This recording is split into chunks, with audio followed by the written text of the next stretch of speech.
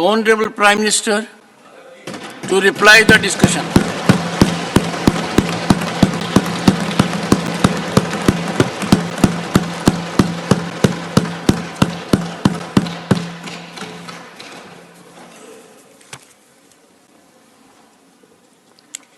आदरणीय सभापति जी,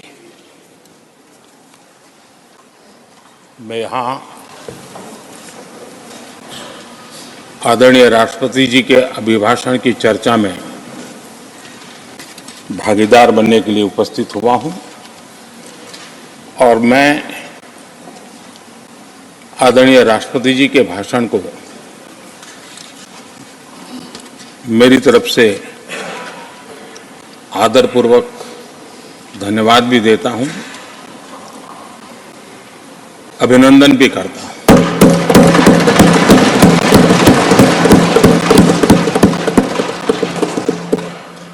आदरणीय सभापति जी, ये 75वां गणतंत्र दिवस ये अपने आप में एक महत्वपूर्ण माइलस्टोन है और उस समय संविधान की यात्रा के इस महत्वपूर्ण पड़ाव पर राष्ट्रपति जी का भाषण, उसका एक ऐतिहासिक महत्व भी रहता है और उन्होंने अपने भाषण में भारत के आत्मविश्वास की बात कही है, भारत के उज्जवल भविष्य के प्रति विश्वास को प्रकट किया है और भारत के कोटि कोटि जनों का जो सामर्थ्य है, उस सामर्थ्य को बहुत ही कम शब्दों में लेकिन बहुत ही शानदार तरीके से देश के सामने सदन के माध्यम से प्रस्तुत किया है। मैं राष्ट्रपति जी के इस प्रेरक उद्बोधन के लिए और राष्ट्र को दिशा निर्देश के लिए और एक प्रकार से विकसित भारत के संकल्प को सामर्थ्य देने के लिए हृदय से बहुत बहुत आभार व्यक्त करता हूं।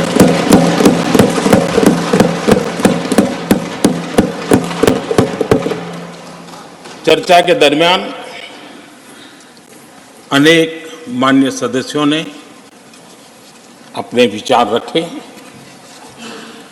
और चर्चा को समृद्ध करने का अपने अपने तरीके से प्रयास भी किया। इस चर्चा को समृद्ध करने के प्रयास करने वाले सभी आदरणीय साथियों का भी मैं हृदय से आभार व्यक्त करता हूं, अभिनंदन करता हूं।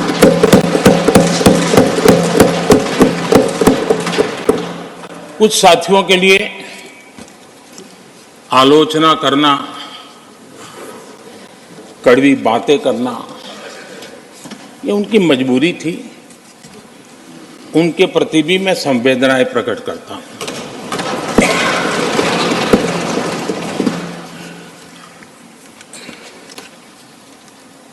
मैं उस दिन तो कह नहीं पाया, लेकिन मैं खड़गे जी का विशेष आभार प्रकट करता हूं।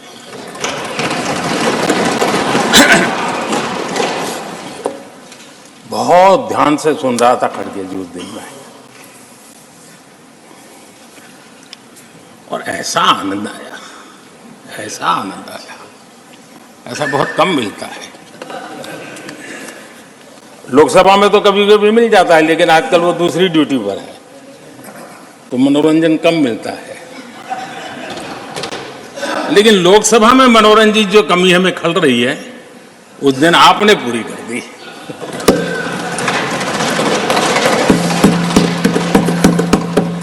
और मुझे प्रसन्नता इस बात की थी कि माननीय खड़गे जी काफी लंबा और बड़ी इम्तिहान वजह से शांति से बोल रहे थे, समय भी काफी लिया था। तो मैं सोच रहा था कि आजादी मिली कैसे, इतना सारा बोलने की आजादी मिली कैसे। तो मैं सोचता तो रहा था, लेकिन बाद में मेरे ध्यान में आया कि 2 स्पेशल कमांडर जो रहते ना उस दिन नहीं थे और आजकल नहीं रहते वो। और इसलिए बहुत भरपूर फायदा स्वतंत्रता का आदरणीय खड़गे जी ने उठाया।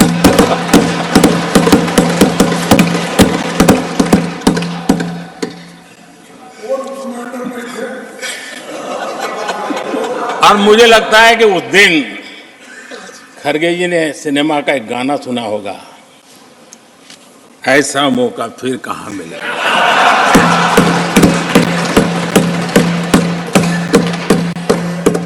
और खड़गे जी भी एम्पायर नहीं है, कमांडोज नहीं है, तो चौके छक्के मारने में मजा आ रहा था उनको। लेकिन एक बात खुशी की रही, उन्होंने जो 400 सीट एनडीए के लिए आशीर्वाद दिया था,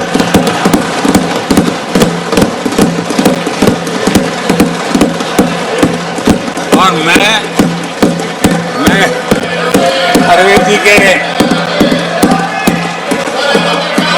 इन आशीर्वाद को, आपके आशीर्वाद मेरे सर आंखों पर, अब आपको आशीर्वाद वापिस लेना तो ले सकते हैं, क्योंकि एक खबर तो आ गए हैं।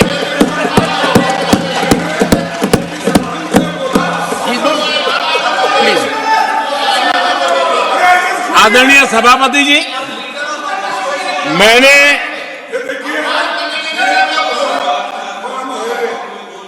आदरणीय सभापति जी, मुझे पिछले वर्ष का वो प्रसंग बराबर याद है। उस सदन में हम बैठते थे और देश के प्रधानमंत्री की आवाज को गला घोंटने का भरपूर प्रयास किया गया।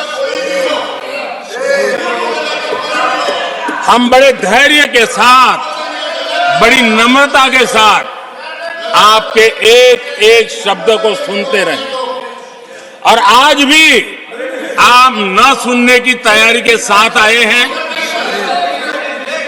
आप न सुनने की तैयारी के साथ आए हैं, लेकिन मेरी आवाज को आप दबा नहीं सकते हैं।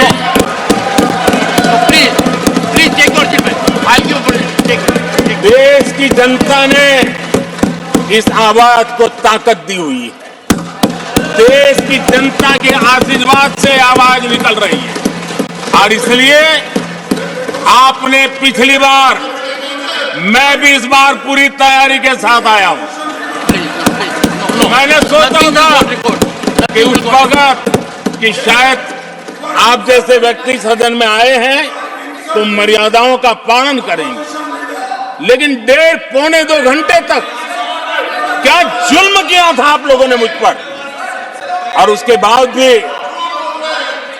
मैंने एक भी शब्दों की मर्यादाएं तोड़ी नहीं।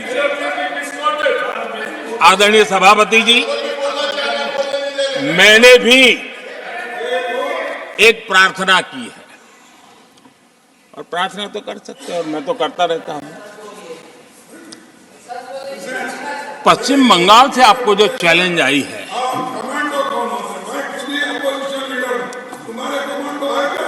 और पश्चिम बंगाल से चैलेंज आई है कि कांग्रेस 440 पार नहीं कर पाएगी, 40 पार नहीं कर पाएगी। मैं प्रार्थना करता हूं कि आप 40 बचा पाए।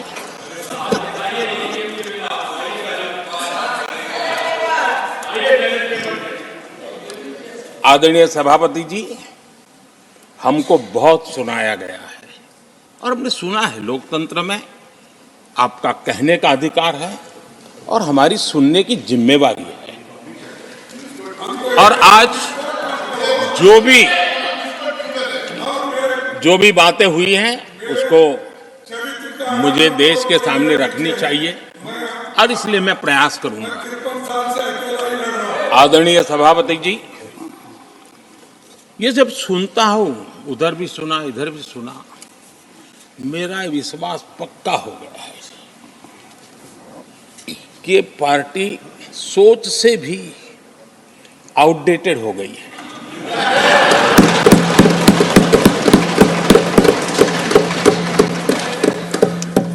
और जब सोच आउटडेटेड हो गई है तो उन्होंने अपना कामकाज भी आउटसोर्स कर दिया है। देखते ही देखते इतना बड़ा दल, इतने दशकों पर तक देश पर राज करने वाला दल, ऐसा पतन, ऐसी गिरावट, हमें खुशी नहीं हो रही है। हमारी आपके प्रति संवेदनाएं हैं, लेकिन डॉक्टर क्या करेगा जी, पेशेंट खुद। आगे क्या बोलूं?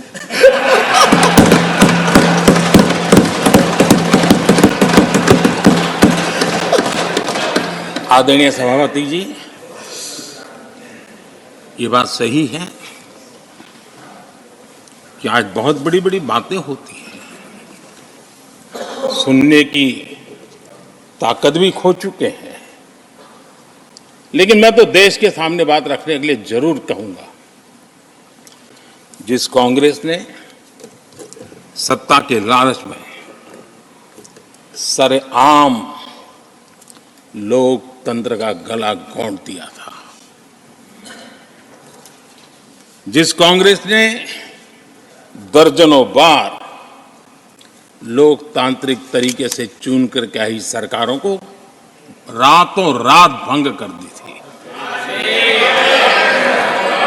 बर्खास्त कर दिया, जिस कांग्रेस ने देश की संविधान लोकतंत्र की मर्यादाओं को जेल के सलाखों के पीछे बंद कर दिया था, जिस कांग्रेस ने अखबारों पर ताले लगाने तक की कोशिश की थी, आवाज, जो कांग्रेस देश को तोड़ने के नैरेटिव घड़ना का नया शौक उनको पैदा हुआ, इतना तोड़ा कम नहीं है, अब उत्तर दक्षिण को तोड़ने के लिए बयान दिए जा रहे हैं।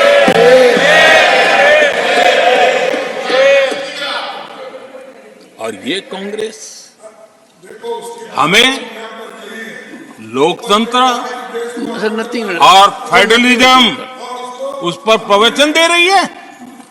आदरणीय सभापति जी, जिस कांग्रेस ने नथिंग जाति address will go on record और भाषा के नाम पर देश को बांटने में कोई कसर नहीं छोड़ी, जिस कांग्रेस ने आतंकवाद और अलगाववाद को अपने हित में पनपने दिया, जिस कांग्रेस ने नॉर्थ ईस्ट को हिंसा, अलगाव और पिछड़ेपन में धकेल दिया, जिस कांग्रेस के राज में नक्सलवाद के लिए देश के लिए एक बहुत बड़ी चुनौती बनाकर के छोड़ दिया, जिस कांग्रेस ने देश की बहुत बड़ी जमीन दुश्मनों के हवाले कर दी, जिस कांग्रेस ने देश की सेनाओं का आधुनिकीकरण होने से रोक दिया, वो आज हमें राष्ट्रीय सुरक्षा और आंतरिक सुरक्षा के लिए भाषण दे रहे। जिस कांग्रेस ने आजादी के बाद से ही कंफ्यूज रही, उनको उद्योग जरूरी है कि खेती जरूरी है, उसी कंफ्यूजन में गुजारा किया। जो कांग्रेस तय नहीं कर पाई कि नेशनलाइजेशन करना है कि प्राइवेटाइजेशन करना है, उलझती रही। जो कांग्रेस 10 वर्ष में 12 नंबर से 11 नंबर पर आर्थिक व्यवस्था ले आ पाई, 10 साल में 12 से 11 नंबर, और आप 12 से 11 आने में बहुत मेहनत नहीं पड़ती है, जैसे जैसे आगे बढ़ते हैं तो मेहनत और बढ़ती है। हम 10 साल में 5 नंबर पे ले आए। और ये कांग्रेस हमें यहां आर्थिक नीतियों पर लंबे लंबे भाषण सुना रही है। आदरणीय सभापति जी, जिस कांग्रेस ने ओबीसी को पूरी तरह आरक्षण नहीं दिया, जिसने सामान्य वर्ग के गरीबों को कभी आरक्षण नहीं दिया, जिसने बाबा साहब के बजाय बाबा साहब को भारत रत्न देने योग्य नहीं माना, अपने ही परिवार को भारत रत्न देते रहे, जिस कांग्रेस ने देश की गली सड़कों चौक चौराहे पर अपने ही परिवार के नाम के पाठ जड़ दिए हैं, वो हमें उपदेश दे रहे हैं, वो हमें सामाजिक न्याय पाठ पढ़ा रहे हैं। आदरणीय सभापति जी, जिस कांग्रेस के Nothing will go on record, only the जिस address will go on Congress record. के अपने नेता की कोई गारंटी नहीं है, अपनी नीति की कोई गारंटी नहीं है, वो मोदी की गारंटी पर सवाल उठा रहे हैं।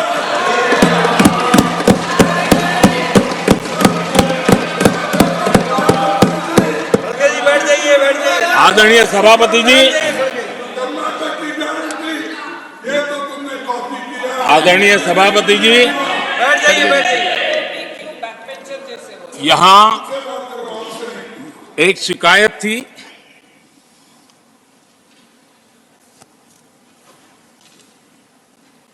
और उनको लगता है कि हम ऐसा क्यों कहते हैं, हम ऐसा क्यों देख रहे हैं। देश और दुनिया उनके 10 साल के कार्यकाल को ऐसे क्यों देखती थी, देश क्यों नाराज हो गया।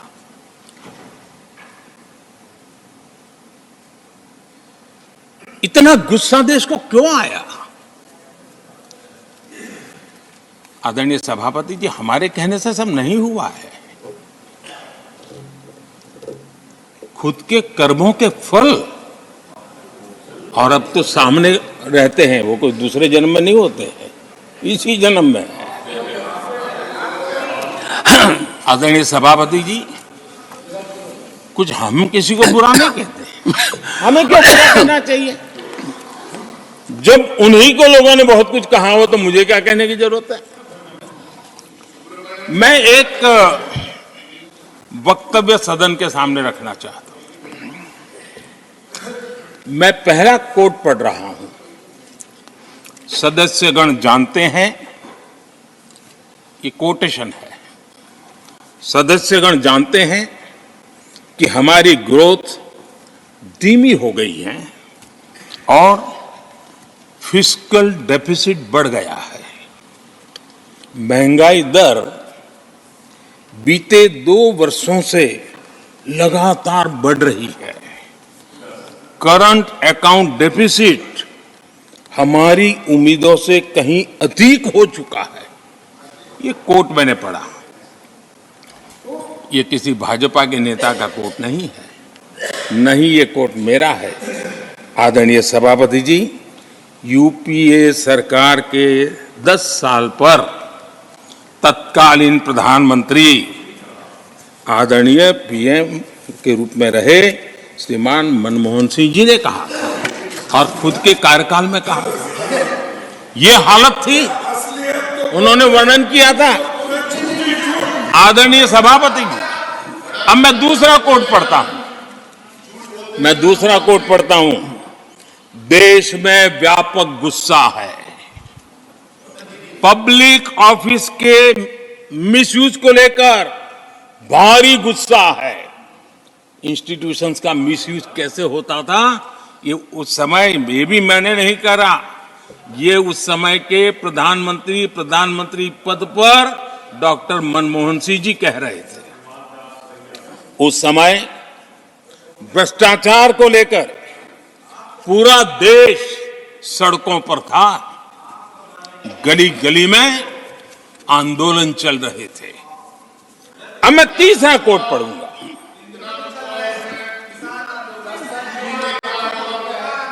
एक संशोधन की कुछ पंक्तियां हैं, इसको भी आप सुनिए।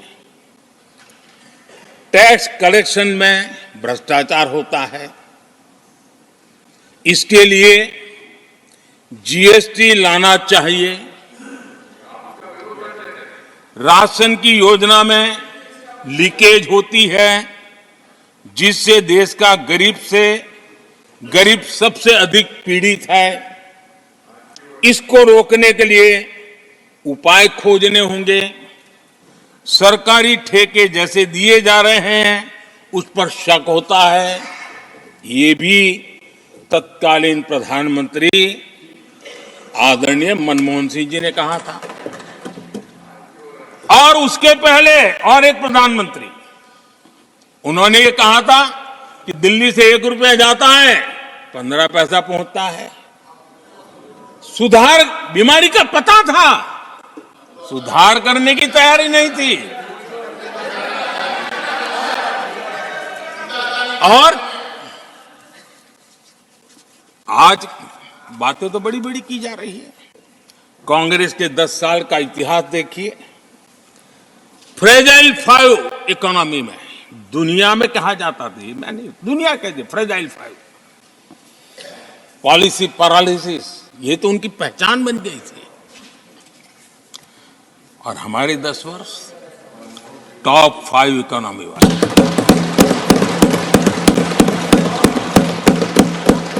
हमारे बड़े और निर्णायक फैसलों के लिए 10 साल याद किए जाए।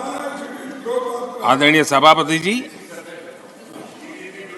हम उस कठिन दौर से बहुत मेहनत करके, सोच समझ करके देश को संकटों से बाहर लाए हैं। ये देश ऐसे ही आशीर्वाद नहीं दे रहा है। आदरणीय सभापति जी, यहां सदन में अंग्रेजों को याद किया गया। Unbecoming conduct, please continue. No please please. आदरणीय सभापति जी, इस सदन में अंग्रेजों को याद किया गया। अब राजा महाराजाओं का तो अंग्रेजों के साथ गहरा नाता रहा था उस समय, तो अब मैं जरा पूछना चाहता हूं कि अंग्रेजों से कौन इंस्पायर्ड था। मैं तो ये तो नहीं पूछूंगा कि कांग्रेस पार्टी को जन्म किसने दिया था, ये तो मैं नहीं पूछूंगा। आजादी के बाद भी देश में गुलामी की मानसिकता को किसने बढ़ावा दिया? अगर आप अंग्रेजों से प्रभावित नहीं थे तो अंग्रेजों की बनाई दंड संहिता, पिनल कोड, आपने क्यों नहीं बदली? आदरणीय सभापति जी, अगर आप अंग्रेजों से प्रभावित नहीं थे तो अंग्रेजों के जमाने के सैकड़ों कानून क्यों चलते रहे? आप अगर अंग्रेजों से प्रभावित नहीं थे तो लाल बत्ती कल्चर, ये लाल बत्ती कल्चर इतने दशकों बाद भी क्यों चलता है? अगर आप अंग्रेजों से प्रभावित नहीं थे तो भारत का बजट शाम को 5 बजे इसलिए आता था क्योंकि ब्रिटिश पार्लियामेंट का सुबह शुरू होने का समय होता था। ये ब्रिटेन की पार्लियामेंट के समय के अनुकूल शाम 5 बजे बजट की परंपरा क्यों चलाए रखी थी आपने? कौन अंग्रेजों से इंस्पायर था? अब आप अंग्रेजों से प्रेरित नहीं थे तो हमारी सेनाओं के चिन्हों पर आज भी गुलामी के प्रतीक अब तक क्यों बने हुए थे? हम एक के बाद एक हटा रहे हैं। अगर आप अंग्रेजों से प्रेरित नहीं थे तो राजपथ को कर्तव्य पथ बनने के लिए मोदी का इंतजार क्यों करना पड़ा? आदरणीय सभापति जी, अगर आप अंग्रेजों से प्रभावित नहीं थे तो अंडमान और निकोबार, इन द्वीप समूहों पर आज भी अंग्रेजी सत्ता के निशान क्यों लटके पड़े थे? आदरणीय सभापति जी, अगर आप अंग्रेजों से प्रभावित नहीं थे तो इस देश के सेना के जवान देश के लिए मन मिटते रहे, लेकिन देश के जवानों के सम्मान में एक वॉर मेमोरियल तक आप बना नहीं पाए थे। क्यों नहीं बनाया? अगर आप अंग्रेजों से इंस्पायर्ड नहीं थे, प्रभावित नहीं थे, तो भारतीय भाषाओं को हीन भावना से क्यों देखा? स्थानीय भाषा में पढ़ाई के प्रति आप लोगों की बेरुखी क्यों थी? आदरणीय सभापति जी, अगर आप अंग्रेजों से प्रेरित नहीं थे, तो भारत को मदर ऑफ डेमोक्रेसी बताने में आपको कौन रोकता था? आपको क्यों महसूस नहीं हुआ कि दुनिया में? आदरणीय सभापति जी, मैं सैकड़ों उदाहरण दे सकता हूं कि आप किस प्रभाव में काम करते थे और देश को सुनते ये सारी बातें याद आने वाली है। आदरणीय सभापति जी, मैं एक और उदाहरण देना चाहता हूं। कांग्रेस ने नैरेटिव फैलाया और इस नैरेटिव का परिणाम क्या हुआ कि भारत की संस्कृति और संस्कारों मानने वाले लोगों को बड़े हीन भाव से देखा जाने लगा, ढकियानों से मानने लगा गया, और इस प्रकार से एक हमारे अतीत के प्रति अन्याय करने की नौबत आई है। अपनी मान्यताओं को गाली देते हैं, अपनी अच्छी परंपराओं को गाली देते हैं, तो आप प्रोग्रेसिव हैं। इस प्रकार के नैरेटिव गढ़े जाने लगे देश में, और उसका नेतृत्व कहां होता था ये दुनिया भली बातें जानती है। दूसरे देश से आयात करना, उसको गर्व का, और भारत की कोई चीज है तो दूसरे दर्जे की है, ये स्टेटस बना दिया गया था। ये स्टेटस सिंबल बाहर से आया, मेड इन फॉरेन स्टेटस बना दिया था। ये लोग आज भी वोकल फॉर लोकल बोलने से बच रहे हैं। मेरे देश के गरीबों के कल्याण का काम हो रहा है। आज आत्मनिर्भर भारत की बात उनके मुंह से नहीं निकलती है। आज मेक इन इंडिया कोई बोलता है तो उनके पेट में चूहे दौड़ने लग जाते हैं। आदरणीय सभापति जी, आदरणीय सभापति जी, देश ये सब देख चुका है और अब समझ भी चुका है, और उसी का परिणाम आप भुगत भी रहे हैं। आदरणीय सभापति जी, राष्ट्रपति जी ने अपने अभिभाषण में विस्तार से चार सबसे बड़ी जातियों के विषय में हम सबको संबोधित किया था। युवा, नारी, गरीब और हमारे अन्नदाता। हम जानते हैं इनकी समस्याएं ज्यादातर एक समान है, उनके सपने भी एक समान है, और उसके समाधान अगर करने हैं तो थोड़ा 19-20 का फर्क पड़ेगा, लेकिन इन चारों वर्गों के समाधान के रास्ते भी एक ही हैं। और इसलिए उन्होंने बहुत ही उपयुक्त रूप से राष्ट्र का मार्गदर्शन किया है कि इन चार स्तंभों को मजबूत करिए, देश विकसित भारत की तरफ तेज गति से आगे बढ़ेगा।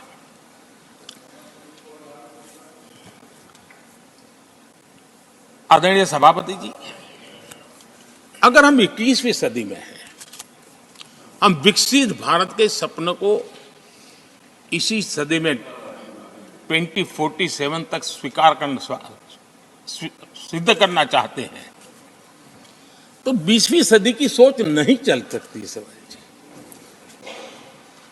20वीं सदी का स्वार्थी एजेंडा,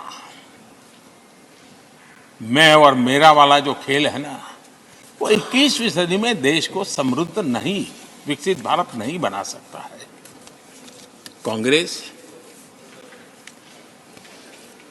इन दिनों काफी बातें हो रही जाति की, फिर से एक बार क्यों जरूरत पड़ गई उनको मैं तो नहीं जानता हूं, लेकिन अगर उनको जरूरत पड़ी है तो पहले जरा अपने गरिबान में झांके, उनको पता चलेगा क्या किया है। दलित, पिछड़े और आदिवासी, कांग्रेस जन्मजात उनकी सबसे बड़ी विरोधी रही है।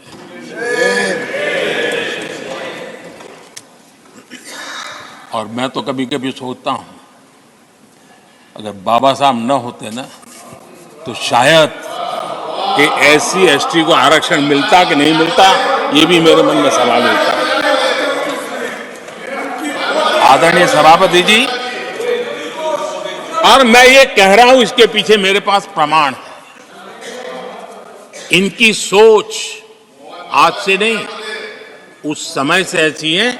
मेरे पास प्रमाण, और मैं प्रमाण के सिवाय मैं यहां कहने के लिए नहीं आया। और जब बातें वहां से उठी हैं तो फिर तैयारी रखनी चाहिए उनको। मेरा परिचय तो हो चुका है, 10 साल हो गए।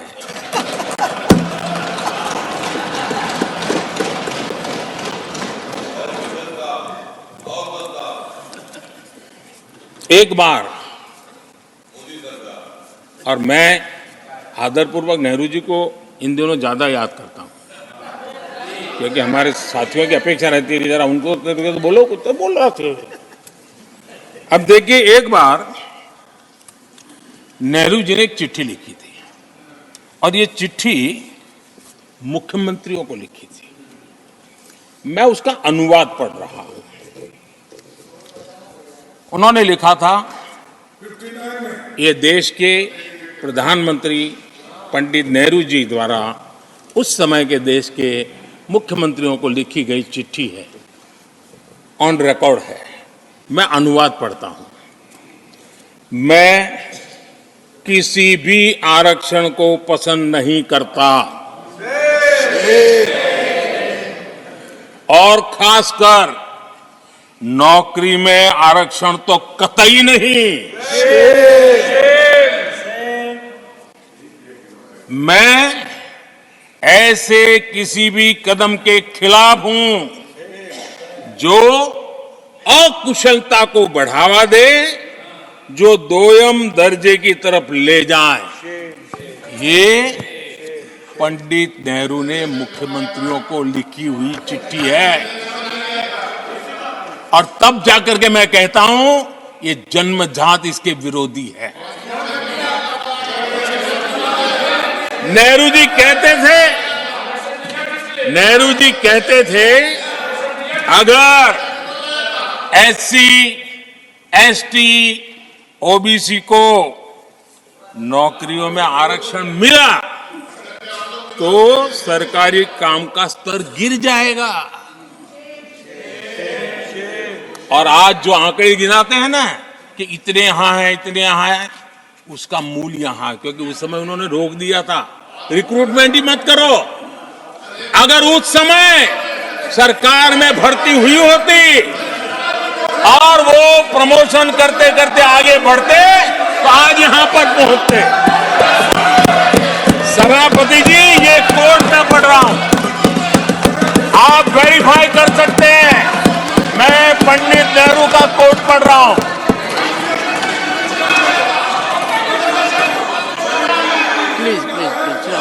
और आदरणीय सभापति जी, Leader of opposition was heard in rapt attention.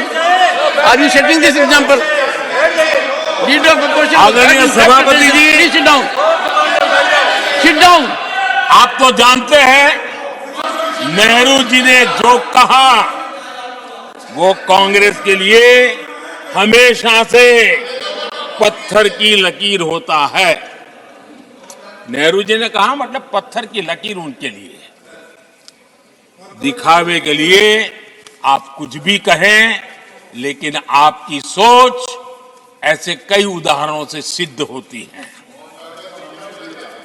मैं अनगिनत उदाहरण देख सकता हूं, लेकिन मैं एक उदाहरण जरूर देना चाहता हूं, और वह उदाहरण मैं जम्मू कश्मीर का देना चाहता हूं। कांग्रेस ने जम्मू कश्मीर के एससी, एसटी, ओबीसी को 7 दशकों तक उनके अधिकारों से वंचित रखा।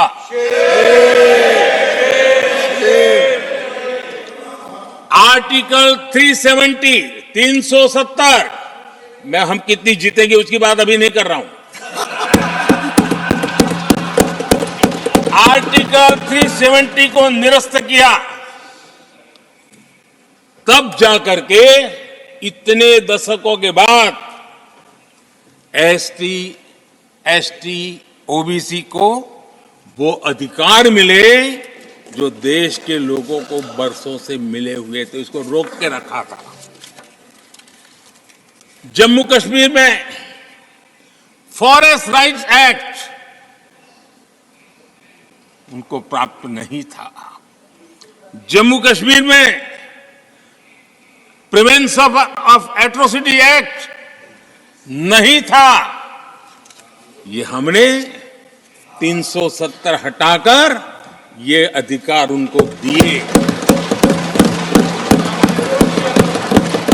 हमारे एससी समुदाय में भी सबसे पीछे पीड़ित कोई रहा तो हमारा वाल्मीकि समाज रहा, लेकिन हमारे वाल्मीकि परिवारों को भी 7 दशक के बाद भी जम्मू कश्मीर में रहे लोगों की सेवा करते रहे, लेकिन डोमिसाइल का अधिकार नहीं दिया गया।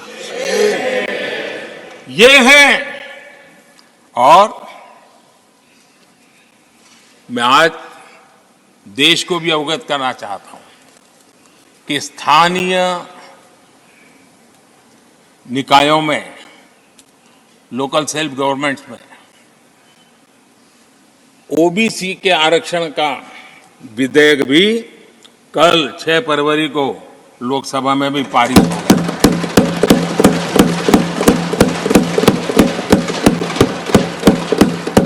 आदरणीय सभापति जी, एससी, एसटी, ओबीसी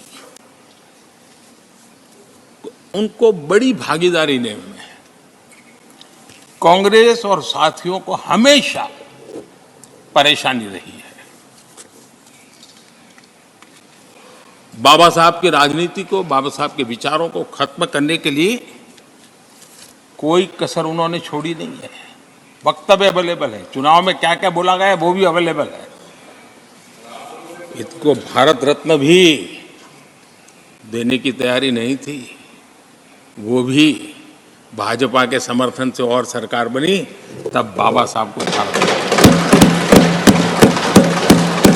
इतना ही नहीं, सीताराम केसरी अति पिछड़ी जाति से कांग्रेस पार्टी के अध्यक्ष उठा करके फुटपाथ पर फेंक दिया गया।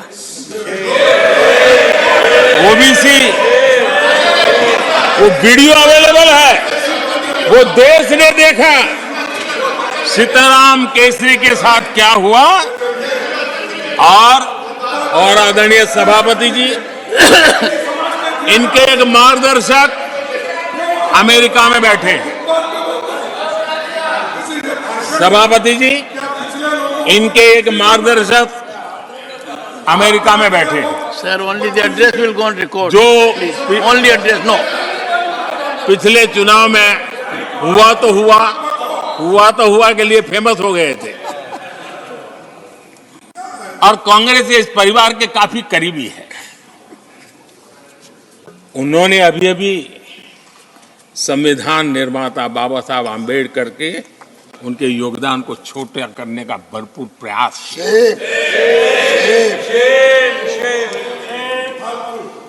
आदरणीय सभापति जी, देश में पहली बार एनडीए ने एक आदिवासी बेटी को राष्ट्रपति बनाने के लिए प्रस्ताव तो उम्मीदवार बनाया। आपका हमसे वैचारिक विरोध हो वो एक बात है, अगर हमसे वैचारिक विरोध होता, आपने सामने कैंडिडेट खड़ा किया होता, मैं समझ सकता था, लेकिन वैचारिक विरोध नहीं था। क्यों? क्योंकि हमारे यहां से गया हुआ व्यक्ति आपने उम्मीदवार बनाया, इसलिए वैचारिक विरोध नहीं था। आपका विरोध एक आदिवासी बेटी के लिए था, और इसलिए आपने, और ये जब सांगमा जी चुनाव लड़ रहे वो भी एक आदिवासी नॉर्थ ईस्ट, उनके साथ भी यही किया गया था।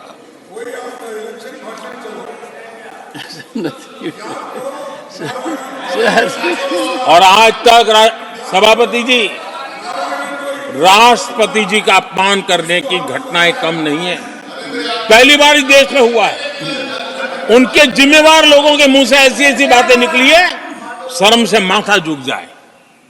राष्ट्रपति के लिए ऐसी भाषा बोली गई है, मन में जो कसक पड़ी है ना, वो कहीं न कहीं इस प्रकार से निकलते रहती है। एनडीए के अंदर हमने 10 साल काम करने का मौका मिला।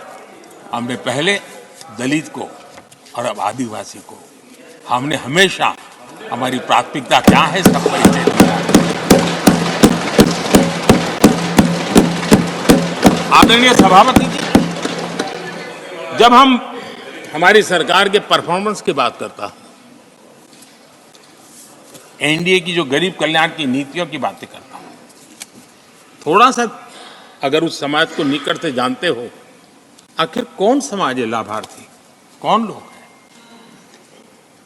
ये झुग्गी झोपड़ी में किसको रहने के लिए जिंदगी गुजरनी पड़ रही है? ये किस समाज के लोग हैं? मुसीबतों से गुजरना पड़ता है, व्यवस्थाओं से वंचित रहना पड़ा है, कौन समाज है? हमने जितना काम किया है ना, ये एससी, एसटी, ओबीसी, आदिवासी इसी समाज के लिए है। कच्ची बस्तियों में रहने वाले लोगों को पक्का घर मिला है, तो मेरे इस समाज के बंधुओं को मिला है। स्वच्छता के अभाव में हर वर्ग बीमारी से जूझना पड़ता था, उनको सर स्वच्छ भारत अभियान का लाभ देने का काम सभापति जी हमारी योजनाओं के तहत मिला है, ताकि उसको अच्छी जिंदगी जीने का अवसर मिला। इसी परिवारों के हमारी माताएं बहनें धुएं से खाना पका पका करके अपनी स्वास्थ्य के संकट को झेल रही थी, हमने उनको उज्ज्वला गैस दिया, वो इन्हीं परिवारों को। मुफ्त राशन हो, मुफ्त इलाज हो, इसके लाभार्थी यही मेरे परिवार हैं, जो समाज के इस वर्ग के मेरे परिवारजन हैं, जिनके लिए हमारी सारी योजनाएं काम कर रही है। आदरणीय सभापति जी, यहां पर कुछ ऐसा नैरेटिव रखा गया, कम से कम तथ्यों को इस प्रकार से नकारना किसका भला होगा? आप ऐसा करके अपनी क्रेडिबिलिटी भी खो रहे हैं, अपनी प्रतिष्ठा भी खो रहे हैं। आदरणीय सभापति जी, यहां शिक्षा के भ्रामक आंकड़े रखे गए, गुमराह करने का कैसा प्रयास होता है। पिछले 10 वर्ष में एससी, एसटी स्टूडेंट्स के लिए जो स्कॉलरशिप दी जाती है, 10 साल में उसकी वृद्धि हुई है।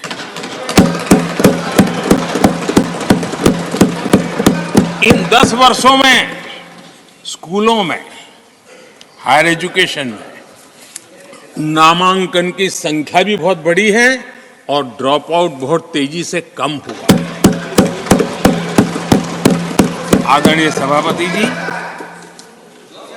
10 साल पहले 120 एकलव्य मॉडल स्कूल थे। आदरणीय सभापति जी, आज 400 एकलव्य मॉडल।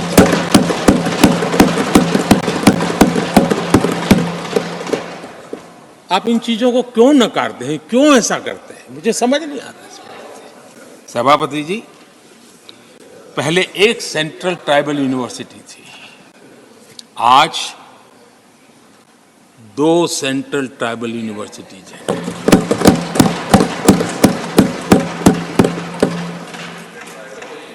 आदरणीय सभापति जी, ये भी सच्चाई है कि लंबे अरसे तक दलित, पिछड़े, आदिवासी बेटे बेटियां कॉलेजों का दरवाजा तक नहीं देख पाते थे।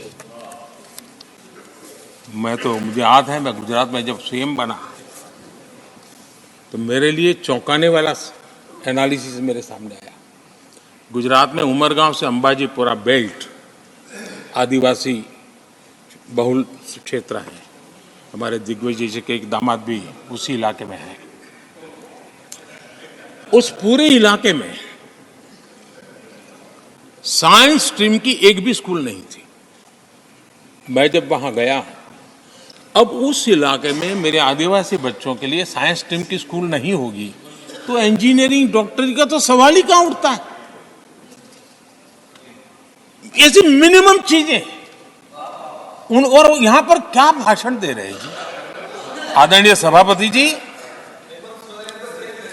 और मैं बताना चाहता हूं सदन को गर्व होगा, संतोष, आप उस सदन में बैठे हैं, वहां एक ऐसी सरकार आपके साथ बात कर रही है, कि ऐसी सरकार नेतृत्व कर रही है जहां कितना बड़ा परिवर्तन आया। आप उस समाज का विश्वास बढ़ाइए, उनका हौसला बुलंद कीजिए, वो देश की मुख्य धारा में तेजी से आगे बढ़े, उसके लिए हम प्रयास करें, सामूहिक प्रयास करें। आप देखिए आदिवासी और हमारे SC/ST समाज के विद्यार्थियों का नामांकन, मैं कुछ आंकड़े रखना चाहता हूं।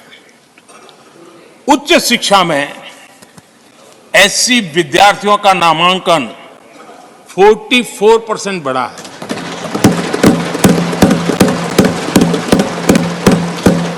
उच्च शिक्षा में ST विद्यार्थियों का नामांकन 65% बढ़ा है।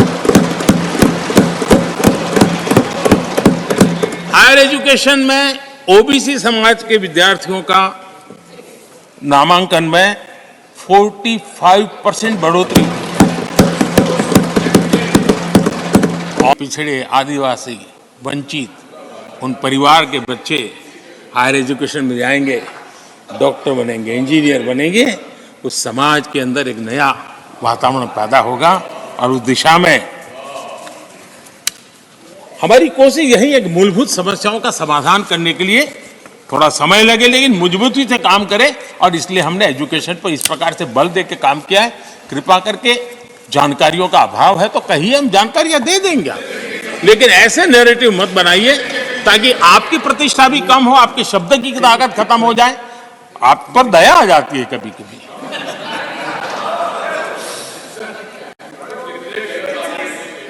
आदरणीय सभापति जी, सबका साथ सबका विकास ये नारा नहीं है, ये मोदी की गारंटी है।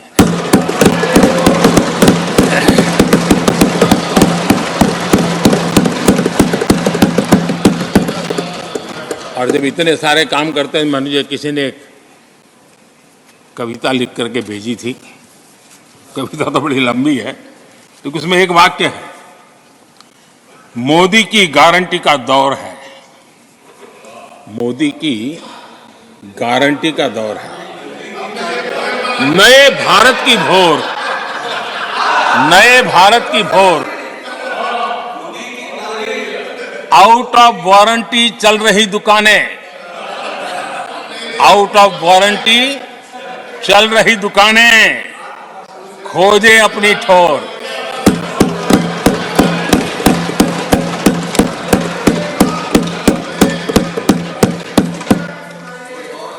आदरणीय सभापति जी, किस प्रकार से देश में निराशा फैलाने का प्रयास, मैं ये तो समझता हूं जो लोग इतनी निराशा की गर्त में डूब चुके हैं, वैसे निराशा फैलाने का उनका सामर्थ्य भी बचा नहीं है, वो भी सामर्थ्य नहीं बचा। आशा का तो संचार कर ही नहीं सकते, जो खुद निराशा में डूबे उनसे आशा है। लेकिन देश में हर जगह जहां बैठो वहां निराशा निराशा निराशा फैलाने का जो खेल चल रहा है और सच्चाई को नकार करके हो रहा है, वो न खुद का भला कर पाएंगे न देश का भला कर पाएंगे। आदरणीय सभापति जी, हर बार एक ही गाना गाया जाता है, समाज के कुछ वर्गों को भड़काने के लिए बिना हकीकतों को ऐसे वाक्य बोल दिए जाते हैं। मैं जरा देश के सामने कुछ हकीकतें बोलना चाहता हूं और मुझे विश्वास है मीडिया इस ऐसे विषयों पर जरा डिबेट कर ले ताकि पता चले। आदरणीय सभापति जी, यहां पर सरकारी कंपनियों को लेकर हम पर भांति भांति के आरोप लगे, क्या क्या आरोप लगाए जा रहे हैं, सिर पैर माथा कुछ नहीं, बस लगाते चलो। अब देखिए, देश को याद है मारुति के शेयर का क्या खेल चल रहा था। उस जमाने में हेडलाइन बना करती थी, मारुति शेयर का क्या चल रहा है। मैं उसकी गहराई में नहीं जाना चाहता, वरना उनको वहां तक पानी पहुंचेगा कि शायद यहाँ पर करंट लग जाएगा, इसलिए मैं वहां तक जाना नहीं चाहता। आदरणीय सभापति जी,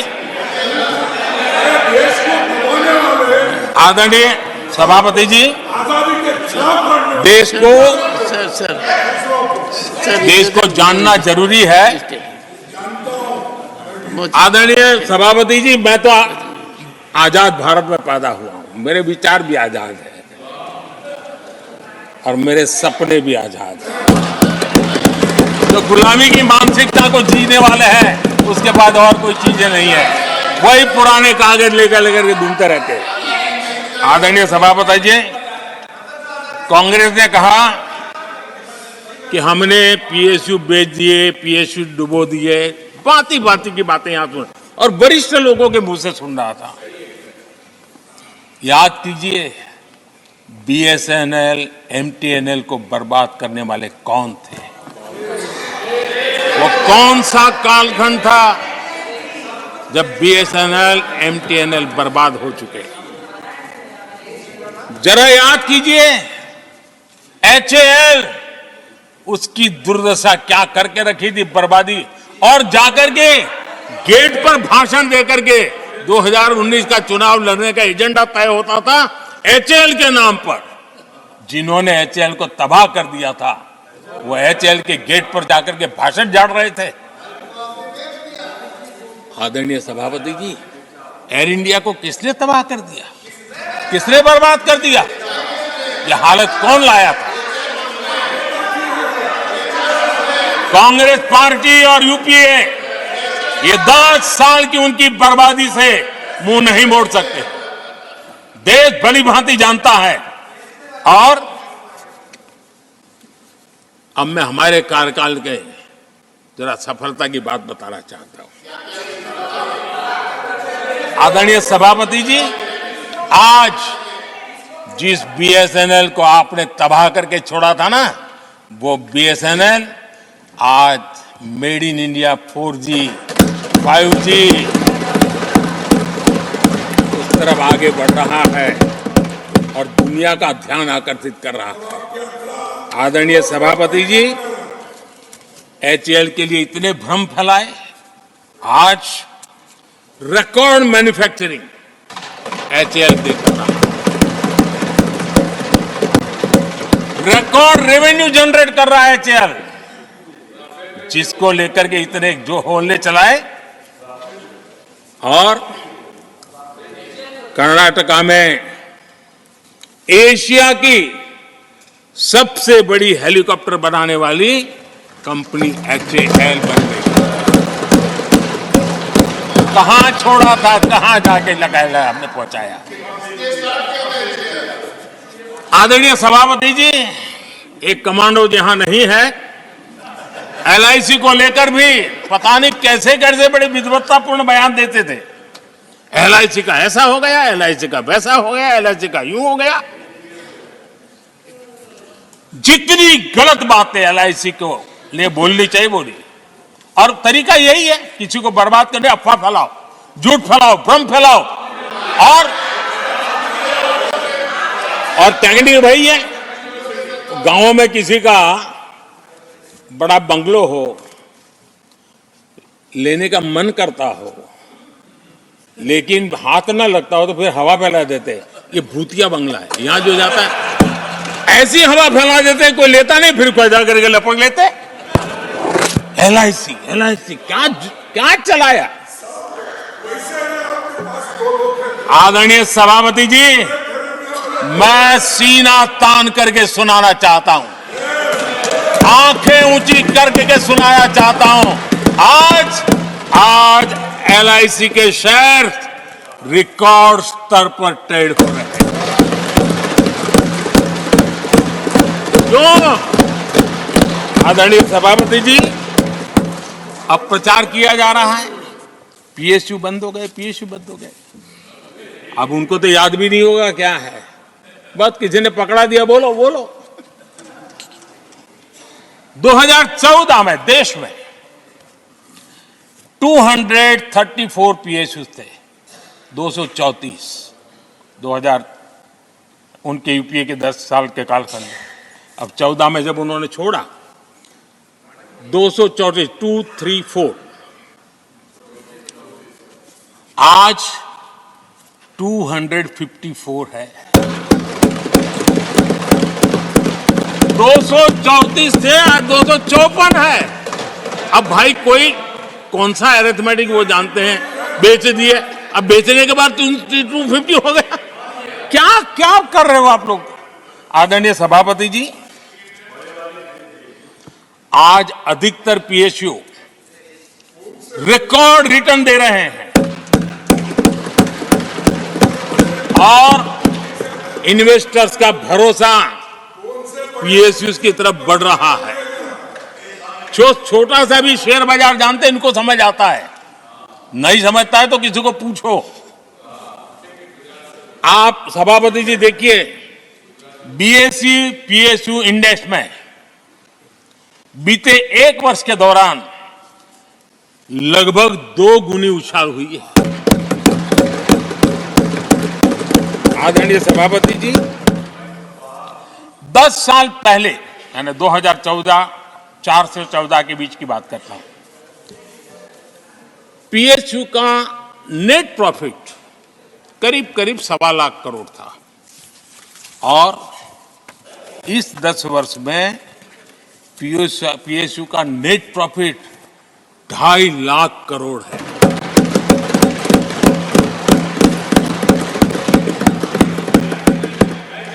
दस वर्ष में, हमारे 10 वर्ष में पीएसयू की नेट वर्थ 9.5 लाख करोड़ से बढ़कर के 17 लाख करोड़ हो गई है।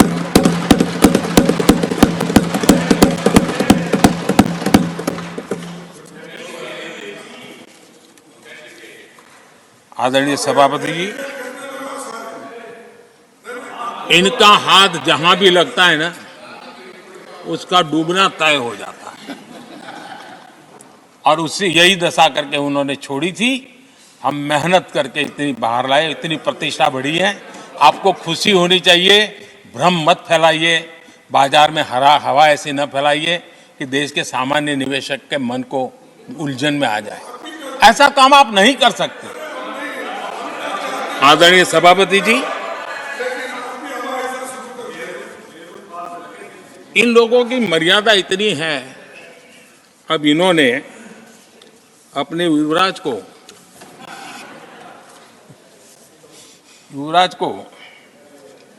एक स्टार्टअप बना करके दिया है। अब वो नॉन स्टार्टर है।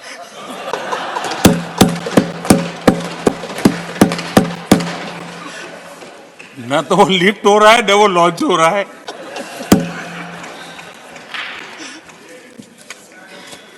आदरणीय सभापति जी,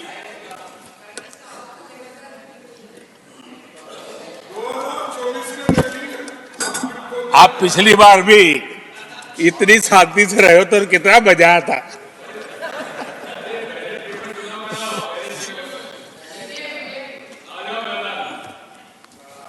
आदरणीय राष्ट्रपति जी, आदरणीय सभापति जी,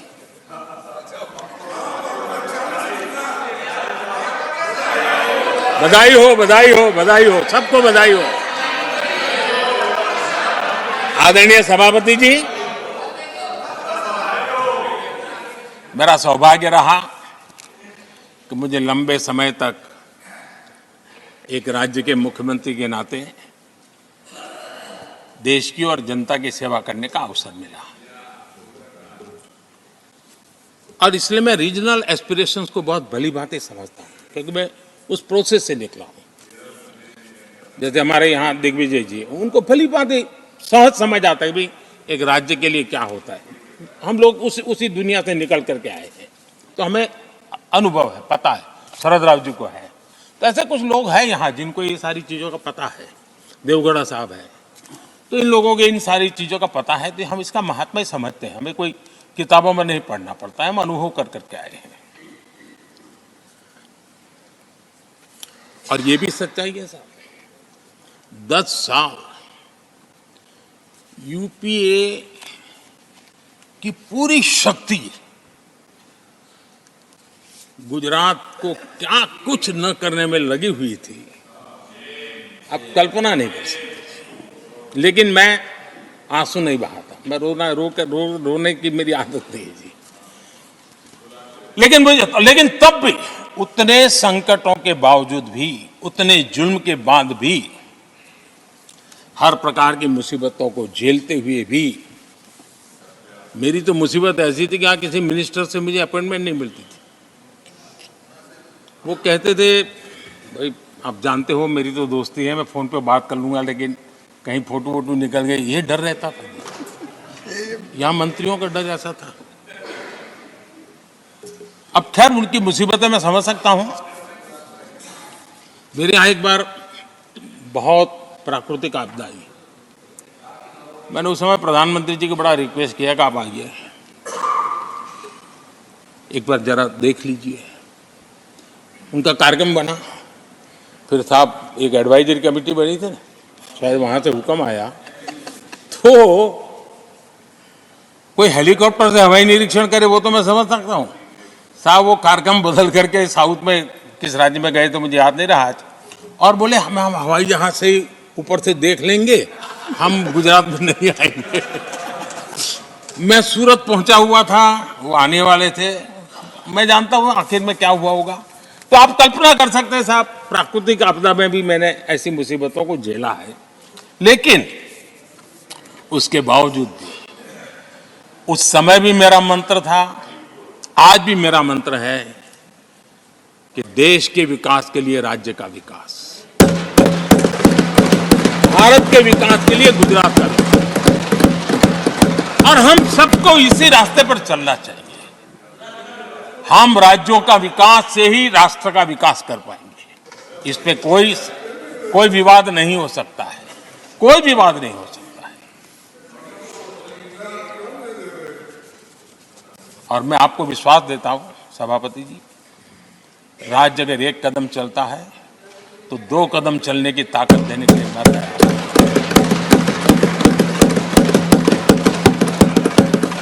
कोऑपरेटिव फेडरलिज्म क्या होता है, और मैंने तो हमेशा कहा कॉम्पिटिटिव कोऑपरेटिव फेडरलिज्म। आज देश को जरूरत है कॉम्पिटिटिव कोऑपरेटिव फेडरलिज्म। हमारे राज्यों के बीच में तंदुरुस्त स्पर्धा हो ताकि हम तेजी से देश में आगे बढ़े। एक सकारात्मक सोच के साथ हमको चलने की जरूरत है। और मैं ये राज्य में था तब भी इसी विचारों को लेकर के काम करता था, इसलिए चुपचाप सहता भी था। आदरणीय सभापति जी, कोविड एक उदाहरण है। इतना बड़ा संकट आया दुनिया का, ऐसे संकट के समय राज्य के मुख्यमंत्रियों के साथ 20 बैठकें की। उस कालखंड में एक एक बात का विचार विमर्श करके साथ लेकर के, और सभी राज्यों का सहयोग, एक टीम बन करके केंद्र और राज्य ने काम किया। दुनिया जिस मुसीबत को झेल नहीं पाई, हम सब ने मिल करके, किसी एक को क्रेडिट मैं कभी नहीं दूंगा, सब ने मिल करके इस देश को बचाने के लिए जो हो सकता है, राज्यों को भी उसकी क्रेडिट लेने का पूरा अधिकार है। इस सोच में हमने काम किया। आदरणीय सभापति जी, G20 का आयोजन हम दिल्ली में कर सकते थे। हम दिल्ली में इन बड़े बड़े नेताओं के बीच रह करके सब कुछ क्या नहीं कर, पहले हुआ ही है। हमने ऐसा नहीं किया। हमने G20 का पूरा यश राज्यों को, दिल्ली में एक मीटिंग की तो राज्यों में 200, एक एक राज्य को एक्सपोजर मिले दुनिया में। ये गलती से नहीं हुआ, योजना के तरीके से हुआ है। मेरे लिए किसकी सरकार है इसके आधार पर मैं देश नहीं चलाता। हम सब मिलकर के देश आगे बढ़ाना चाहते हैं, इस भूमिका से काम किया है। आदरणीय सभापति, हमारे देश में विदेश के मेहमान आते थे तो मेरे आने के बाद आ रहे था, थोड़ा पहले भी आते थे। आज विदेशी मेहमान आते हैं तो मेरा आग्रह रहता है कि आपको एक दिन किसी राज्य में जाना चाहिए।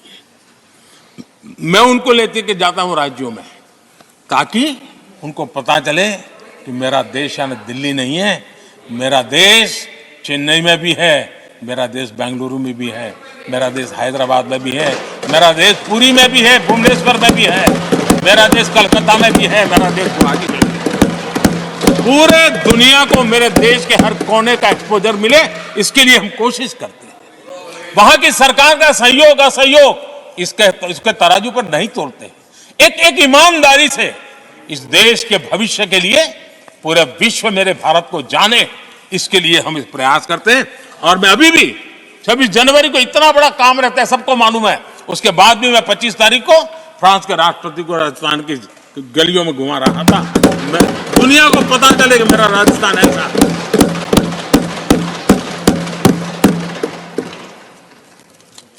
आदरणीय सभापति जी,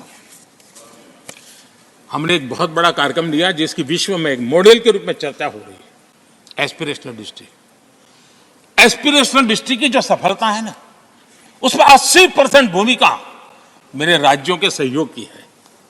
राज्यों ने जो सहयोग किया है, उन्होंने एस्पिरेशनल डिस्ट्रिक्ट की मेरी भावना को समझा है। आज उस एस्पिरेशनल डिस्ट्रिक्ट को आगे बढ़ाने के लिए 80% ताकत राज्यों से मिल रही है, डिस्ट्रिक्ट लेवल के अफसरों से मिल रही है। और जो राज्य, वो राज्य की औसत में भी आखिरी पायदान पे खड़े थे, वो आज नेशनल एवरेज के साथ कंपटीशन करने लगे।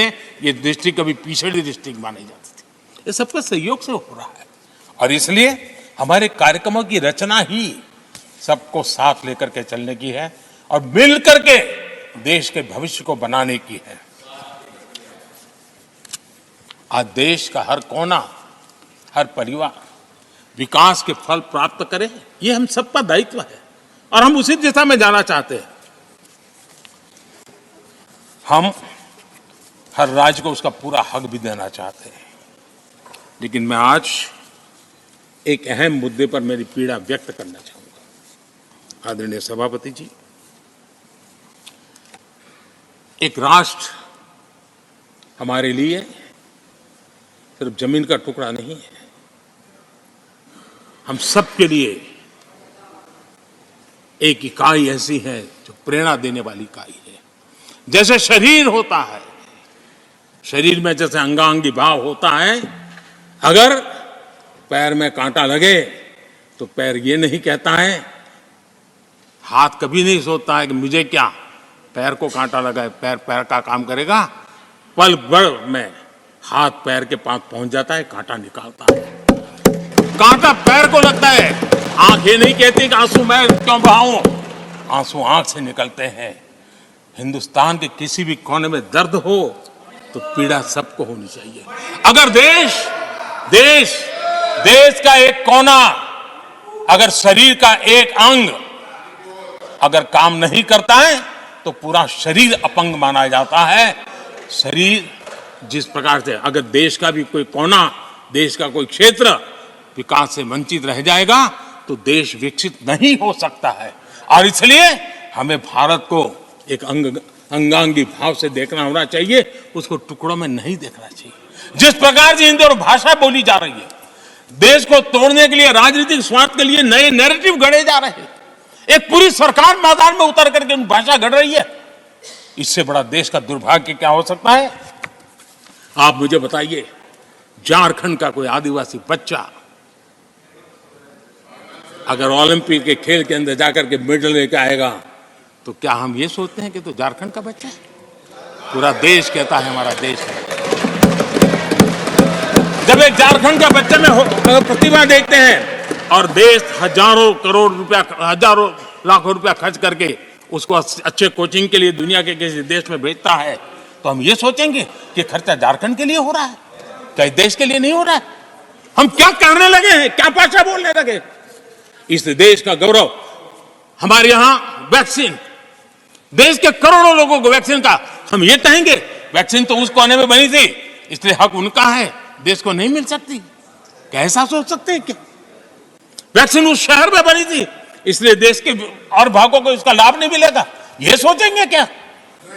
क्या सोच बन गई है? और एक राष्ट्रीय दल के अंदर से ऐसे विचार है, ये बहुत बहुत दुखद की बात है।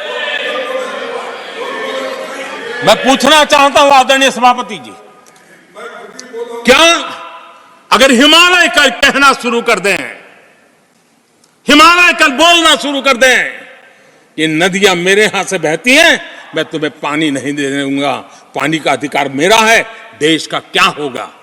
देश कहां जाकर के रुकेगा? अगर जिन राज्यों में कोयला है वो कह दें कोयला नहीं मिलेगा, ये हमारी संपत्ति है, जाओ तुम अंधेरे में गुजारा करो, देश कैसे चलेगा? आदरणीय सभापति जी, ऑक्सीजन, कोविड के समय हमारे यहां ऑक्सीजन की संभावनाएं पूर्वी कार्य में जो उद्योग है उसके साथ देश के पूरे देश को ऑक्सीजन की जरूरत थी। अगर उस समय पूरब के लोग कह करके बैठ जाते ऑक्सीजन को हम नहीं दे सकते, हमारे लोगों की जरूरत है, देश को कुछ नहीं मिलेगा, क्या होता देश का? उन्होंने संकट झेल करके भी देश को ऑक्सीजन पहुंचाया। देश के अंदर ये भाव तोड़ने का क्या प्रयास हो रहा है? क्या इस प्रकार से देश को हमारा टैक्स, हमारे मनी किस भाषा में बोला जा रहा है? ये देश के भविष्य के लिए नया खतरा पैदा करने वाली बात है।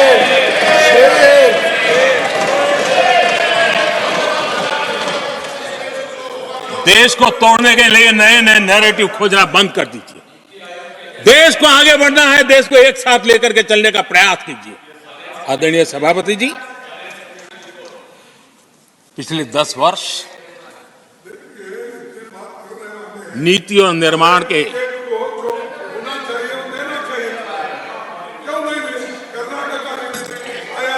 आदरणीय सभापति जी, आदरणीय सभापति जी, Nothing will go on record. No. आदरणीय सभापति जी, Take your seat. नीति और निर्माण, This conduct doesn't suit your ये position. नए भारत की नई दिशा दिखाने के लिए Please take your seat. जो दिशा हमने पकड़ी, Please take your seat, sir. जो निर्माण कार्य हमने लिए हैं, बीते 1 दशक में हमारा पूरा फोकस बेसिक सुविधाएं जरूर मिले उस पर हमारा ध्यान केंद्रित रहा है।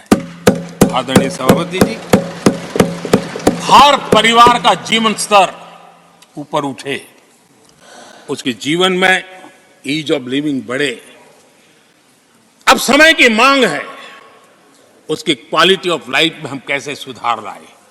हम आने वाले दिनों में हमारी पूरी शक्ति, पूरा सामर्थ्य ईज ऑफ लिविंग से एक कदम आगे बढ़ करके क्वालिटी ऑफ लाइफ की तरफ हम बढ़ाना चाहते हैं, हम उसके लिए जाएंगे। आदरणीय सभापति जी, आने वाले 5 वर्ष न्यू मिडिल क्लास जो गरीबी से निकल करके बाहर आए हैं, ऐसे न्यू मिडिल क्लास को नई ऊंचाई और सशक्त बनाने के लिए हम अनेकविध कार्यक्रम पहुंचाने के लिए पूरा प्रयास करने वाले हैं। और इसलिए हमने सामाजिक न्याय का जो मोदी कवच दिया है ना, उस मोदी कवच को और मजबूत बनाए और ताकत देने वाले हैं। आदरणीय सभापति जी, आजकल जब हम कहते हैं कि 25 करोड़ लोग गरीबी से बाहर आए, तो ऐसा कुतर्क दिया जाता है कि 25 करोड़ बाहर आए तो फिर 80 करोड़ को खाना अनाज क्यों देते हो? आदरणीय सभापति जी, हम जानते हैं कोई बीमार व्यक्ति हॉस्पिटल से बाहर आ जाए ना, तो भी डॉक्टर कहता है कुछ दिन इसको ऐसे ऐसे संभालिए, खाने में परहेजी रखिए, ढिकना करिए, फलाना करिए, ये कहना क्यों? कहीं दोबारा वहाँ मुसीबत में ना आ जाए। जो गरीबी से बाहर निकला है ना, उसको ज़्यादा संभालना चाहिए ताकि कोई ऐसा संकट आकर के फिर से गरीबी की तरफ लपक न जाए। और इसलिए उसको मजबूती देने का समय देना चाहिए। ये समय हमने गरीब को मजबूत, ताकि वो फिर से वो न्यू मिडिल क्लास फिर से वापस उस गर्त में डूब न जाए। हम 5 लाख रुपए आयुष्मान का देते हैं ना, उसके पीछे एक इरादा है, परिवार में एक बीमारी आ जाए ना, मध्यम वर्ग का आदमी भी गरीब बनने से देर नहीं लगती है। और इसलिए गरीबी से बाहर निकलना जितना जरूरी है, उतना गलती से भी गरीबी की तरफ पीछे न चला जाए, उसके लिए ध्यान रखने की आवश्यकता है। और इसलिए हम अनाज देते हैं, अनाज देते रहेंगे, किसी को बुरा लगे या न लगे। 25 करोड़ गरीबी से बाहर निकले हैं, न्यू मिडिल क्लास हुए हैं, लेकिन मुझे समझ है, मैं उस दुनिया जी करके आया हूं, उनको जरूरत ज्यादा है और इसलिए हमारी ये योजना जारी रहेगी। आदरणीय सभापति जी,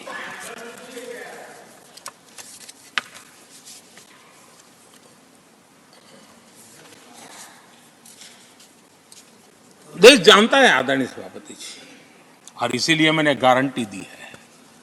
मेरी गारंटी है, गरीबों के 5 लाख रुपए तक की इलाज की सुविधा आगे भी मिलती रहेगी। मेरी गारंटी है, मोदी की गारंटी है, 80% डिस्काउंट से जो दवाइयां मिल रही हैं, जिसका लाभ मध्यम वर्ग गरीब को मिल रहा है, वो मिलता रहेगा। आदरणीय सभापति जी, मोदी की गारंटी है कि किसानों को जो सम्मान निधि मिल रही है, वो सम्मान निधि चालू रहेगी ताकि विकास की यात्रा में वो ताकत के साथ जुड़ जाए। आदरणीय सभापति जी, गरीबों को पक्के घर देने का मेरा अभियान है। अगर परिवार बड़ा होता है, नया परिवार बनता है, पक्के घर देने का मेरा कार्यक्रम जारी रहेगा। नल से जल योजना मेरा पक्का इरादा है और मेरा पक्की गारंटी है कि नल से जल, हम नए शौचालय बनाने की जरूरत पड़ेगी, मेरा पक्की गारंटी है, हम जारी रखेंगे। ये काम सारे तेजी से चलेंगे क्योंकि विकास का जो रास्ता, विकास की जो दिशा हमने पकड़ी है, इसको हम किसी भी हालत में जरा भी धीमी नहीं होने देना चाहते। आदरणीय सभापति जी, हमारी सरकार का तीसरा टर्म दूर नहीं है।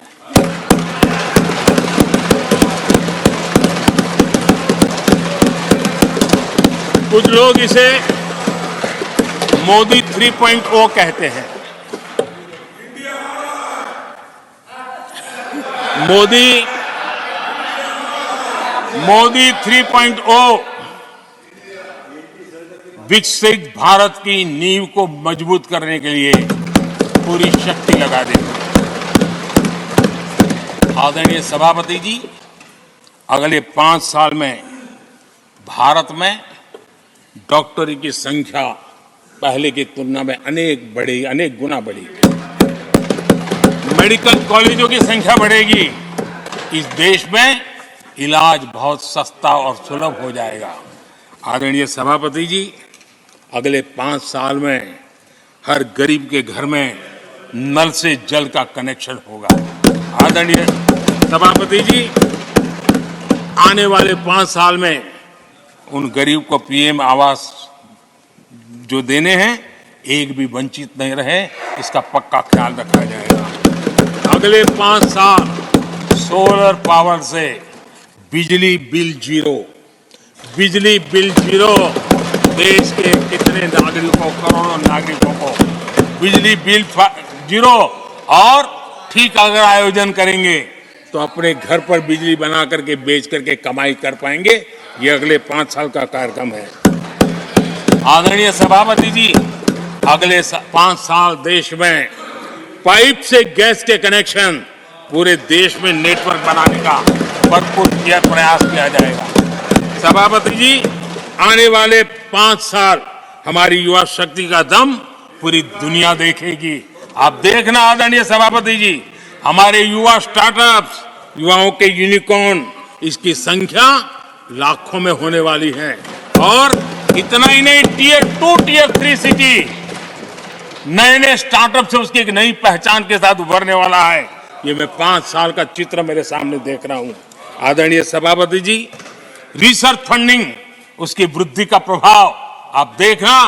पिछले 7 दशक में जितने पेटेंट नहीं हुए हैं, उतने रिकॉर्ड पेटेंट फाइल होने का दिन आने वाले 5 साल में मैं देख रहा हूं। आदरणीय सभापति जी, आज मेरे मध्यम वर्ग के लाखों बच्चे विदेशों में पढ़ने के लिए चले जाते हैं। मैं वो स्थिति लाना चाहता हूं कि मेरे बच्चों के लाखों रुपए बच जाएं, मेरे देश के मध्यम वर्ग के सपने पूरे हो, बेस्ट यूनिवर्सिटी मेरे देश में हो, उच्चतम शिक्षा उनको मेरे देश में मिले और मेरे बच्चों का, उनके परिवार का पैसा बचे। इसलिए मैं कह रहा, आने वाले 5 साल आप देख रहा, कोई भी इंटरनेशनल खेल की कंपटीशन ऐसी नहीं होगी जिसमें भारत का झंडे हर जगह बढ़ना था। मैं देखने वाला हूं 5 साल खेल जगत के अंदर दुनिया में भारत के युवा की शक्ति की पहचान देने। आदरणीय सभापति जी, आने वाले 5 साल में भारत का पब्लिक ट्रांसपोर्ट पूरी तरह ट्रांसफॉर्म होने वाला है।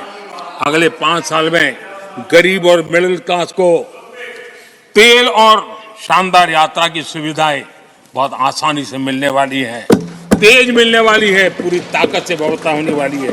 अगले 5 साल में देश बुलेट ट्रेन भी देखेगा और देश वंदे भारत ट्रेन का विस्तार भी देखेगा। आदरणीय सभापति जी, अगले 5 साल में आत्मनिर्भर भारत का अभियान नई ऊंचाई पर होगा। देश हर क्षेत्र में आत्मनिर्भर होता नजर आएगा। आदरणीय सभापति जी, आने वाले 5 साल में मेड इन इंडिया सेमीकंडक्टर दुनिया में हमारी गूंज होगी। इलेक्ट्रॉनिक हर गुड्स में वो चीप होगी जिसमें किसी न किसी भारतीय का पसीना होगा। आदरणीय साहब, दुनिया के इलेक्ट्रॉनिक बाजार में एक नई गति का सामर्थ्य आने वाले 5 साल में देश देखेगा। आदरणीय सभापति जी, आज देश लाखों करोड़ रुपए का तेल इंपोर्ट करता है। अपनी ऊर्जा जरूरतों के लिए हम ज्यादा से ज्यादा आत्मनिर्भर बनने की दिशा में काम करेंगे और मुझे विश्वास है हम ऊर्जा जरूरतों पर जो डिपेंडेंसी है वो कम करने में सफल होंगे। इसे इतना ही नहीं, आदरणीय सभापति जी, ग्रीन हाइड्रोजन अभियान हम दुनिया के बाजार को लालायित करने की दिशा में आगे बढ़ रहे हैं। हमारा ग्रीन हाइड्रोजन ऊर्जा जरूरतों को पूरा करने का सामर्थ्य रहेगा। इथेनॉल की दुनिया में हम तेजी से आगे बढ़ रहे हैं। हम 20% का लक्ष्य प्राप्त करके हमारे लोगों को ट्रांसपोर्टेशन में सस्ता मिले, इसकी व्यवस्था होगी। आदरणीय सभापति जी, जब मैं 20% इथेनॉल की बात करता हूं, उसका सीधा लाभ मेरे देश के किसानों को होने वाला है। किसानों की नई बचत मिलने वाली है। देश के तो आप राज्यसभा से सुन पा रहे थे प्रधानमंत्री नरेंद्र मोदी को, जो अपने पिछले 5 साल की उपलब्धियों को गिना रहे थे। और इसी के साथ फिलहाल इस बुलेटिन में इतना ही। खबरों के लिए बने रहिए इंडिया वॉइस के साथ। नमस्कार।